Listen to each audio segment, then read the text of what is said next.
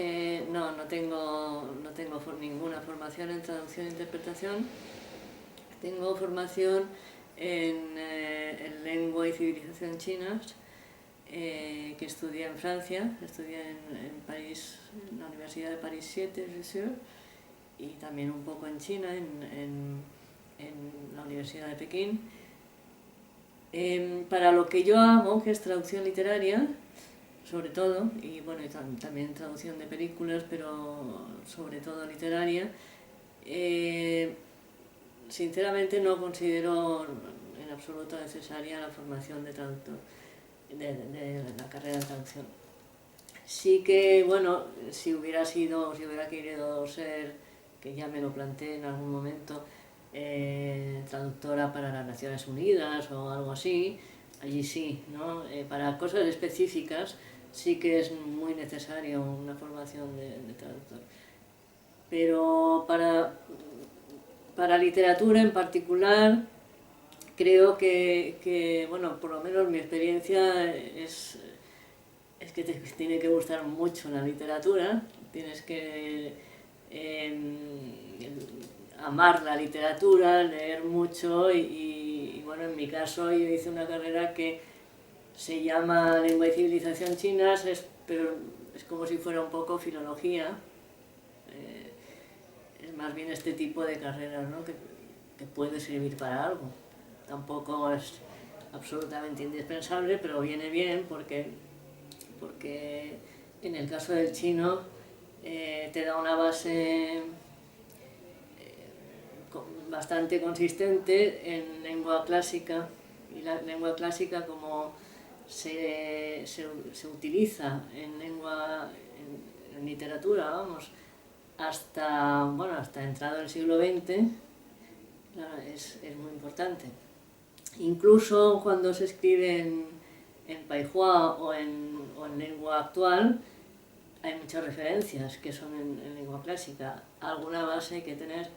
Entonces eso me parece que es una parte de la formación filológica que no la da la carrera de traducción, o que la da poco, insuficientemente. La carrera de traducción creo que está muy bien para cosas específicas, para cosas técnicas, etc.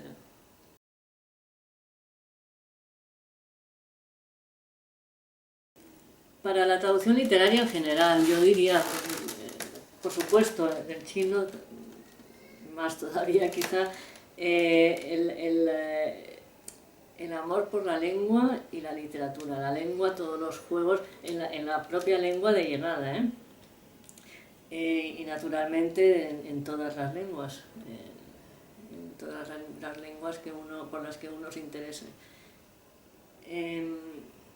Todos los juegos, los ritmos, etc.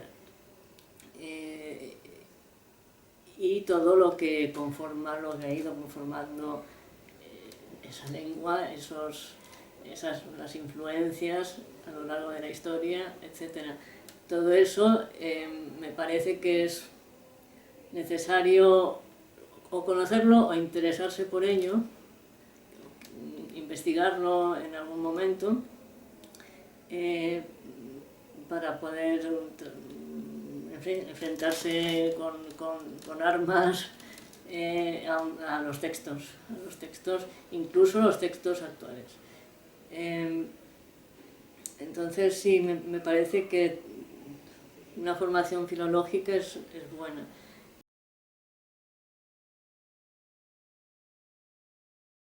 Sí, a veces me siento muy, muy vieja y muy antigua, porque me siguen gustando los diccionarios monolingües, para empezar, no tanto los bilingües, que siempre son muy insuficientes, salvo el Gran Ricci, que es muy amplio. El Gran Ricci, pero solo existe en francés, me parece. Si no, pues me gustan los grandes diccionarios enciclopédicos chinos, porque uno puede ir añadiendo cosas a lápiz, que es algo que no puede hacer en un ordenador.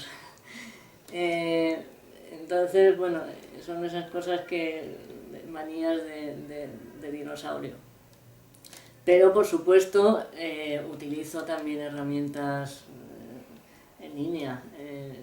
Me gustan menos y como me fío menos, siempre luego voy a comprobar en los diccionarios en papel. Lo que no utilizo son programas de traducción, eso no. No conozco, es que no conozco ninguno que me merezca alguna confianza. Y además, vamos, ni se me pasaría por la cabeza. En realidad no ha cambiado mucho.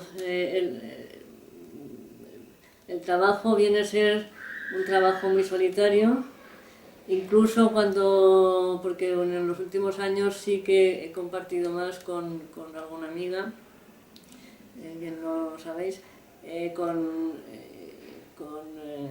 fin, con alguna amiga, alguna profesora china, he colaborado, pero no he conseguido trabajar en equipo, siempre porque unos y otros estamos con nuestras cosas, entonces la colaboración no deja de ser pues a través del mail. No es un trabajo en equipo, es un trabajo muy solitario, con lo cual me encuentro trabajando en realidad pues prácticamente igual que cuando escribía a máquina. Así. Lo que pasa es que, bueno, ahora pues corriges de una forma más práctica. Que cuando escribías a máquina tenías que volverlo a hacer todo.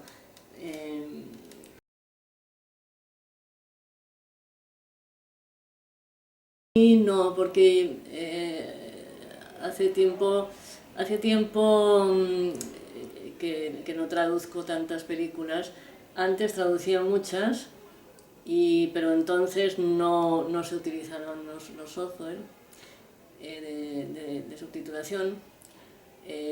Uno hacía los subtítulos y luego iba al laboratorio a visionar la simulación para ver los últimos detalles y tal. Y yo me quedé en eso. Entonces, como me llaman para menos películas, por lo que sea, porque hay menos películas que se traducen mucho del inglés, pues cuando la última que traduje fue creo que se llamó El último lobo, pero era el tótem del lobo, era una película que transcurría en Mongolia. Esa me la hicieron traducir, no para subtítulos, era para doblaje.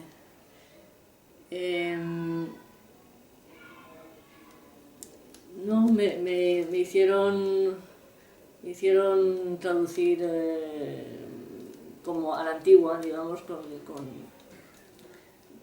todo por ordenador, luego lo mando y si tienen dudas me llaman. No.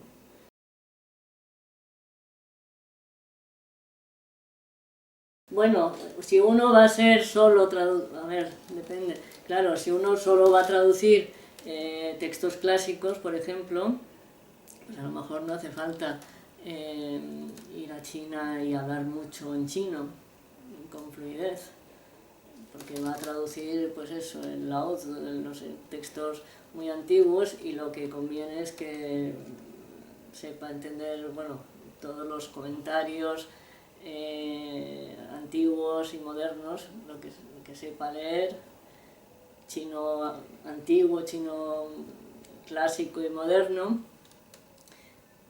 pero no hace falta que tenga mucha fluidez para hablar. Para traducir de todo, sí, porque, por ejemplo, para traducir novela actual, sí que necesitas saber cómo se habla en la actualidad, ¿no? Necesitas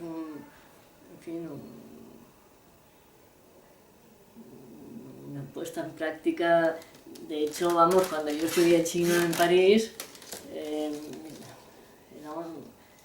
un sitio muy prestigioso y yo, a mí me parecía que yo sabía mucho chino, pero cuando llegué a China tenía la sensación de que no entendía nada. Vamos, cuando llegué a Pekín, me parecía como una especie de sopa de R's,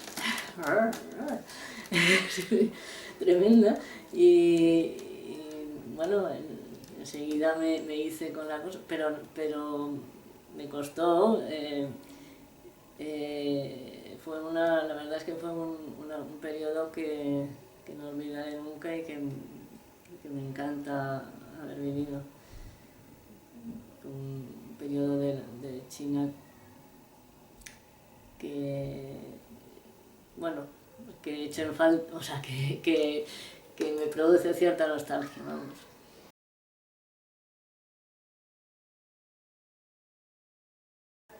Eh, yo es que no he parado de traducir en ningún momento.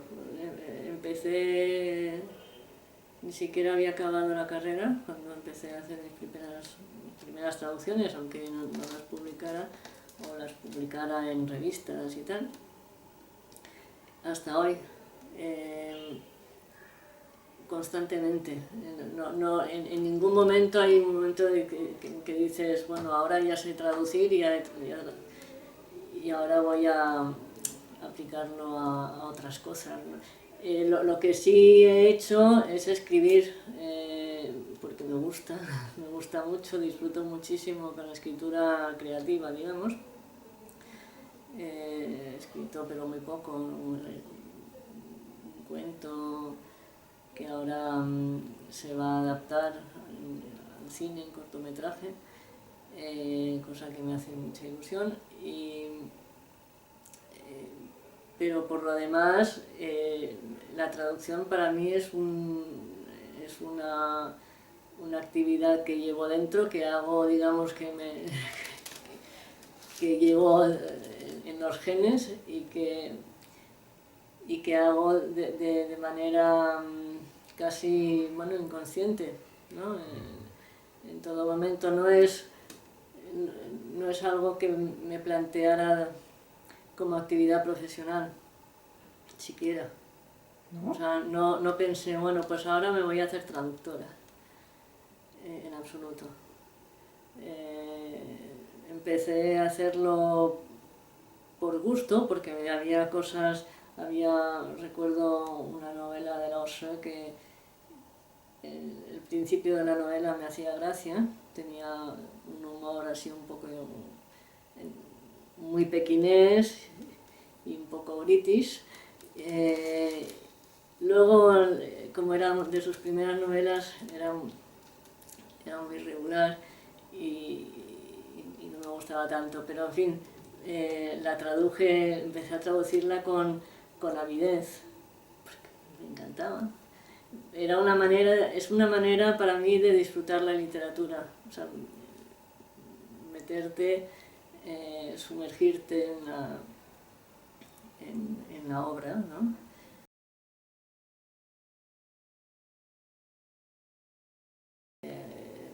Yo diría, bueno,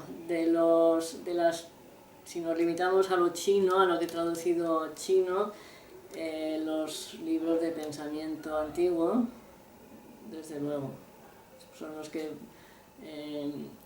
plantean más dificultad. Para empezar, porque son textos que ni siquiera existen como tales, o sea, solo hay en general, bueno, los que yo he traducido, solo hay ejemplares que son copias de copias de copias de copias muy posteriores a los supuestos originales, que se atribuyen a un autor, pero que no sé, en fin. Entonces, bueno, establecer un texto original es una labor ya de por sí muy ardua, basándose en las diversas versiones, en los muchos comentarios, etcétera, en los hallazgos arqueológicos. Eso es lo que plantea más dificultades. objetivamente. Luego, pues, todo, todo es muy difícil. A mí me gusta mucho la poesía, mucho. También es difícil porque, claro, requiere que el resultado sea, hombre, que parezca un poema también, en la lengua de llegada, ¿no? Yo he visto a veces unas traducciones de Tu Fu, por ejemplo, que es un maravilloso poeta, que parecen telegramas, no sé, son horrorosas. O sea, que te preguntas, bueno, si este es el poeta, el mejor poeta de la historia de la literatura china, ¿cómo serán nosotros? Y claro, es una gran injusticia.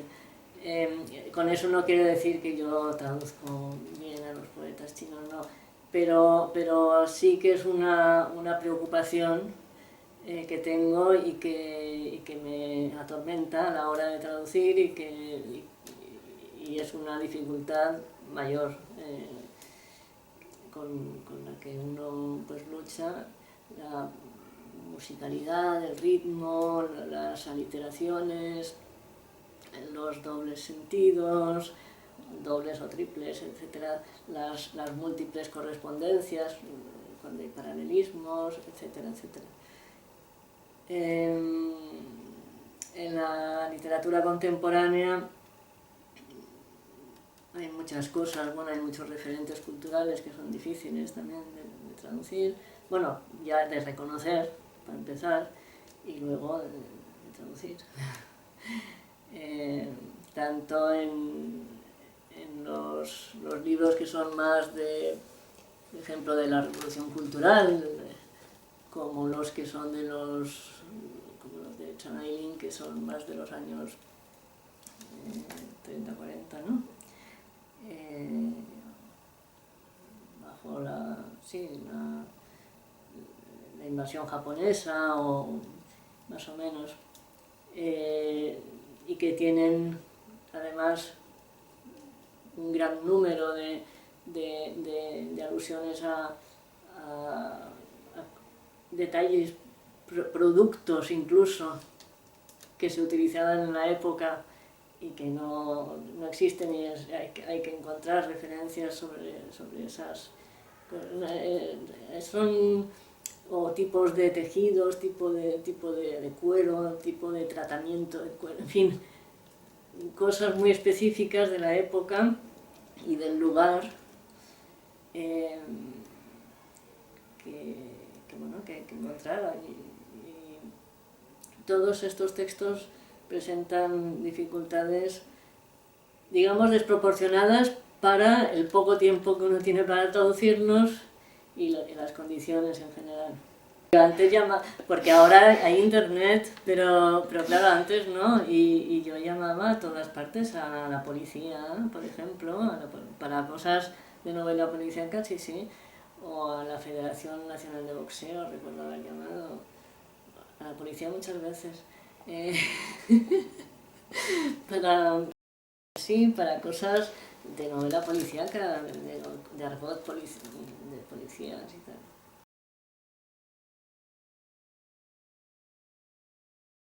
Bueno, no fue un encargo, o sea, si te refieres a publicaciones, mis primeras publicaciones, bueno, quitando alguna publicación en revistas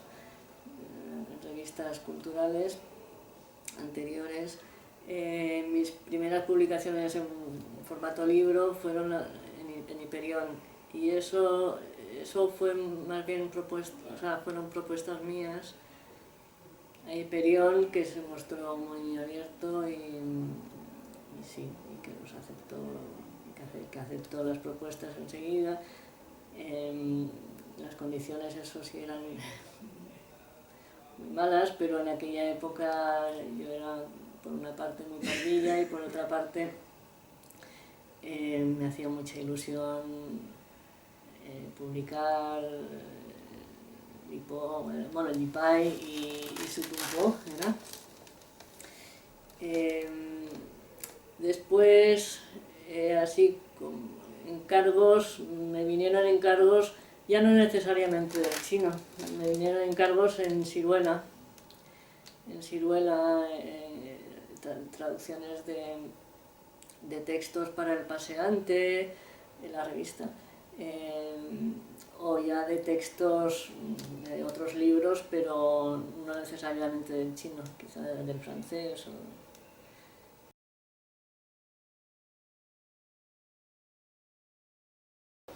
Bueno, hay más competencia y más traductores, eso sí. Bueno, creo, no sé, sí, supongo, pero no me resulta molesto.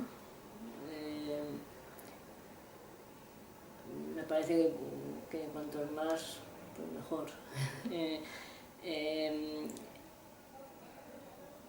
Creo que las editoriales, por una parte, van cobrando conciencia gracias a la labor de las asociaciones también, o sobre todo, de la importancia de los traductores y de los derechos de autor, no solo de los autores, sino de los traductores, etcétera, etcétera.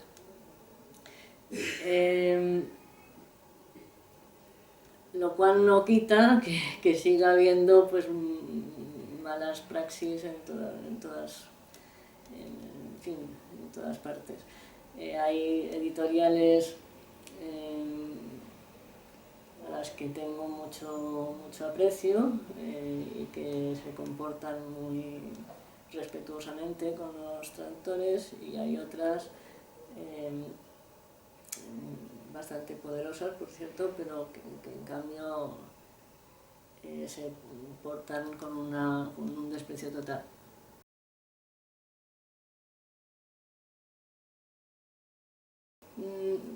No, bueno, a mí en general me tratan bien. Son cosas diferentes porque ya para empezar, para trabajar con una editorial hay un contrato de por medio. Hay una negociación, no es una cosa traducir una película en general es una cosa muy rápida, es un encargo siempre para antes de ayer, y te manda el material, pum, y en unos días tienes que tenerlo ya hecho y te tienes que fiar de que te paguen, porque no hay nada que demuestre que te han hecho ese encargo, salvo si hay mail, pues un mail. En cambio, para una editorial sí hay un contrato, puede haber adendas al contrato, etcétera, etcétera. Y el contrato es fruto de una negociación normalmente, que puede ser más o menos larga. Entonces ya digamos, la forma de tratarse es muy diferente. Luego, pues yo no he tenido que sufrir gran cosa, o sea, a mí en el mundo del cine siempre me han tratado bien, tanto los de doblaje como los de subtitulación. En el mundo editorial he tenido mis más y mis menos con algunas editoriales. Me he sentido decepcionada por alguna que yo pensaba que, en fin, muy decepcionada, pero globalmente encuentro que la evolución es más bien hacia un trato más respetuoso, cosa que se agradece. Hay más tendencia a poner el nombre de los traductores en la cubierta. Es una tendencia, no es sistemática.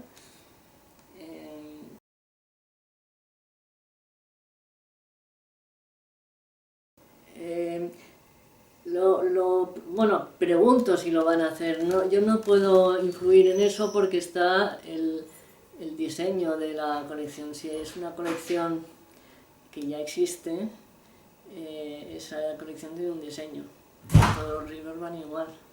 Entonces, el que yo lo pida no quiere decir que lo vayan a hacer. Por ejemplo, en esta colección, pues no lo van a hacer. Ya está. Aunque yo lo pida. Y son muy amables, o sea, no es que...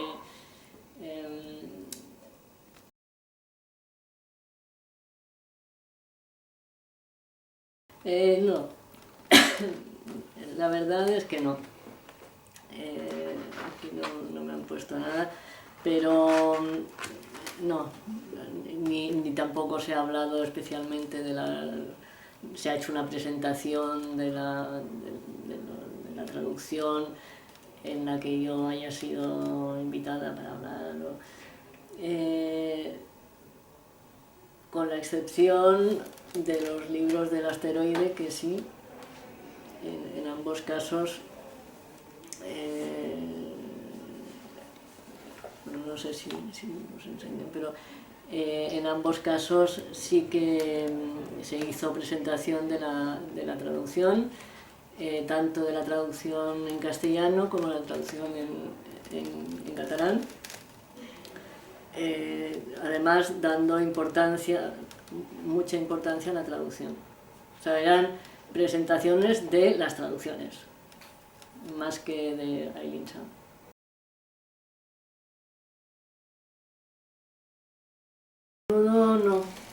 A menudo no. Depende mucho. Por ejemplo, encuentro que en Yuhua no se han estado mucho en promocionar. Por alguna razón que, en fin, no voy a extenderme.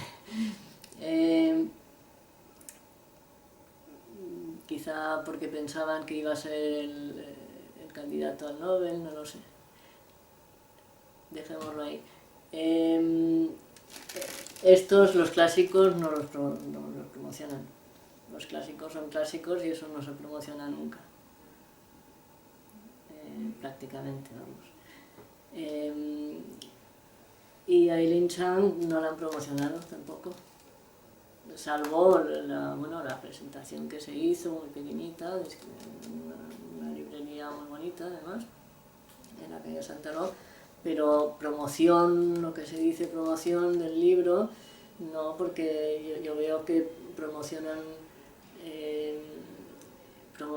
muchos libros de la misma editorial en las redes, pero el de Eileen Chang, por ejemplo, no lo promocionan especialmente.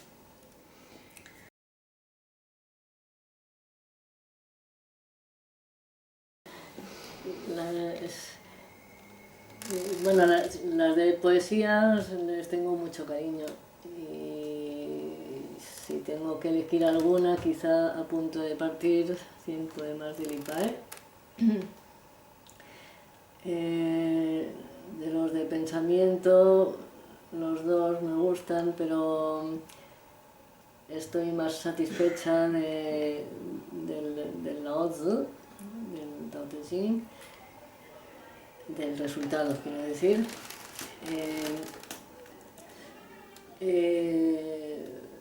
A ver, de Yuhua me gustan todas, quizá la que más disfruté haciendo, bueno, Vivir o Crónica de un vendedor de sangre, aunque, bueno, Gritos en una llovizna también. Y Eileen Chang me gusta todo, es alguien que es un disfrute traducir porque es una escritora de raza realmente que disfruta con la escritura, se nota, se nota. Entonces uno, si se deja llevar, si tiene el lujo de poder dejarse llevar por esa escritura y de poder disfrutarla y poder tomarse el tiempo de tratar de reproducir esto la lengua de llegada, pues es un placer. Otra cosa es que no haya tiempo suficiente.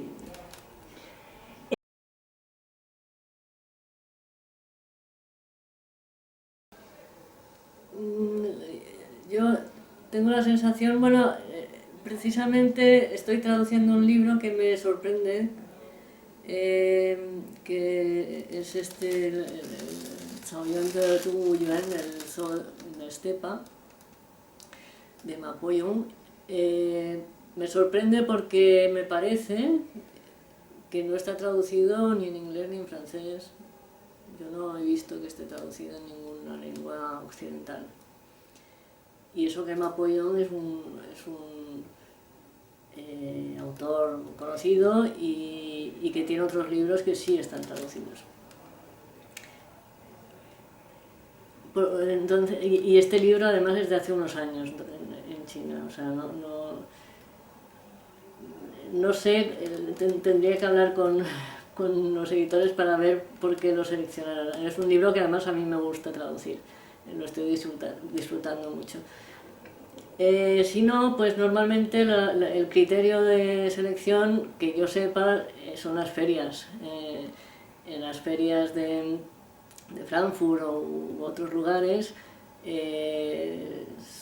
los libros que previamente ya han sido traducidos al inglés, al francés, al alemán, por ejemplo, y ya han tenido un éxito, X, el que sea, por lo que sea, son los libros que preferentemente van a querer publicar aquí. Y muchas veces, lamentablemente, pues el criterio es ese, sí, que haya, bueno, que esté prohibido en China, por ejemplo, que esté prohibido por razones políticas, porque hay sexo explícito, porque, qué sé yo, en fin, las razones de siempre. Y suele haber, sí, unos ingredientes, un poquito de revolución cultural, un poquito de Tiananmen, un poquito de... y todo revuelto, y entonces tienes un éxito más o menos asegurado sin que la calidad literaria esté garantizada.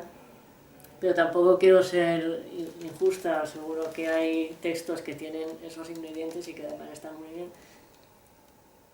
Pero también es seguro que nos perdemos muchos textos literarios buenos o excelentes de los cuales ni siquiera tenemos noticia, no llevamos ni a enterarnos de que existen porque no, vamos, o estás en China y lees todo lo que se publica, aunque sea de forma clandestina, o es imposible.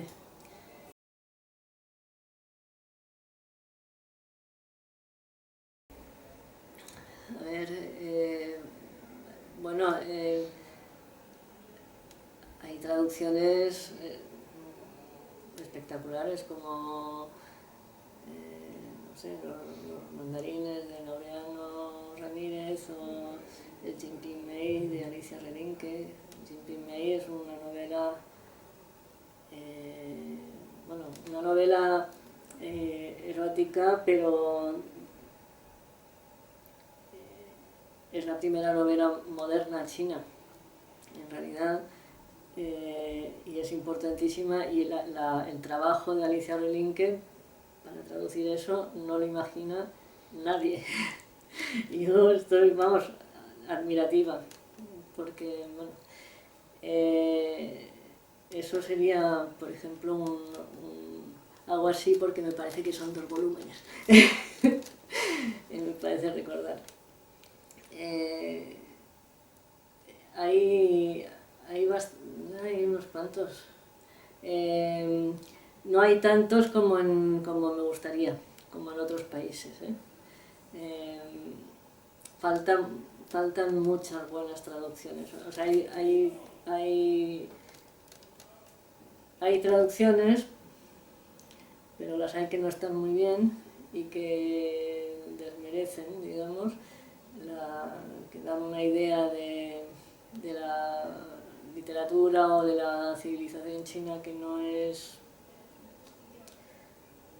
que en fin, que no corresponde a la realidad.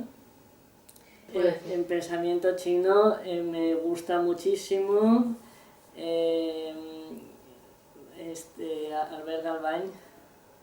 Albert Galván es, bueno, es admirable para mí también. Hizo su primera traducción fue el arte de la guerra, y es un gran especialista en pensamiento chino antiguo, preimperial.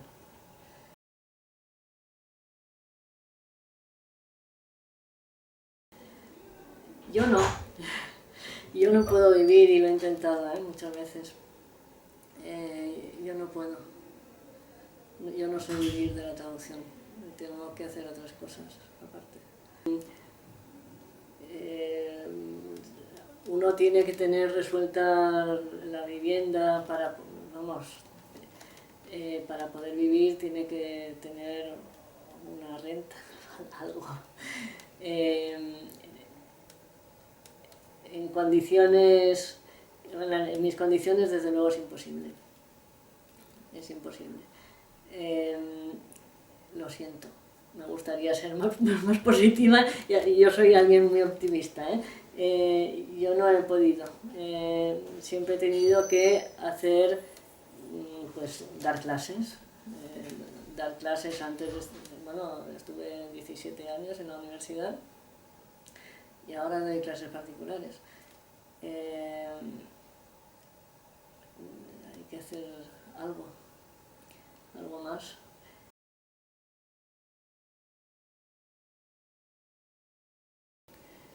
Que va a ser más o menos lo mismo. Es que encuentro que la cultura en nuestro país no está bien tratada. Eso ya es un problema de base, ya no es que si los editores, que si tal.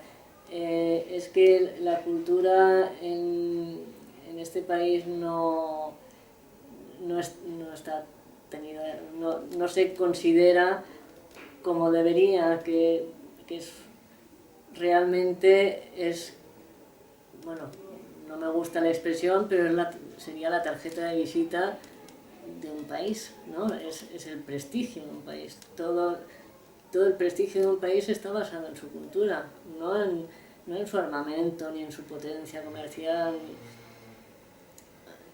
Es en su cultura. Pues la estamos, vamos, los sucesivos gobiernos la están o bien aplastando directamente, de forma activa, o bien simplemente ninguneando, ignorando, y eso pues hace mucho daño. Hace mucho daño, es muy difícil.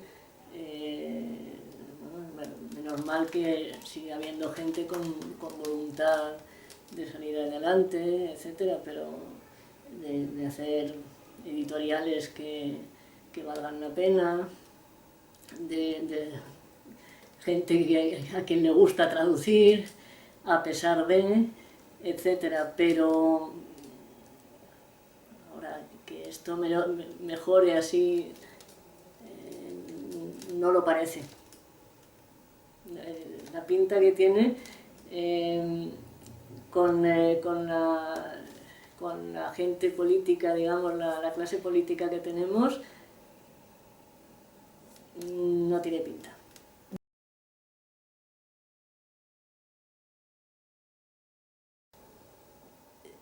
Yo es que, la verdad, siempre he tenido la suerte de tener la familia que tengo y que siempre me ha apoyado en todo. Por ejemplo, en la idea peregrina de ir a Francia a estudiar chino, que en aquella época era una cosa sin ninguna salida, y era absurdo. Bueno, y luego también, pues eso, dedicarme a traducir. Y yo sí me he dedicado a eso por vocación, me ha gustado, o sea, he disfrutado la traducción porque para mí ha sido como una manera de vivir la literatura, digamos. Entonces, claro, entiendo que vuestras preguntas vienen desde el punto de vista de gente formada en la carrera de traducción. Es lógico que preguntéis por eso. Y yo soy completamente lo opuesto. Yo no tengo ninguna formación en traducción y me sumergí en la traducción como que se lanza al mar. Y mi consejo es eso, o sea, si te gusta, o sea, lo que pasa es que te tiene que gustar, no tienes que hacer traducción literaria porque piensas que tiene salidas o porque piensas que es prestigioso o que vas a hacerte un currículum o lo que sea. Si es así, déjalo, porque es un camino muy pedregoso y da muy pocas satisfacciones. Es un trabajo precioso para alguien que realmente disfrute con la literatura, con el lenguaje, con sus juegos. Es realmente eso, una manera de vivir plenamente, intensamente la literatura. Si te gusta, entonces hazlo, lee muchísimo, escribe también, estudia traducción, pero estudia también literatura. Pero siempre porque en los estudios literarios también te enseñan muchos cánones y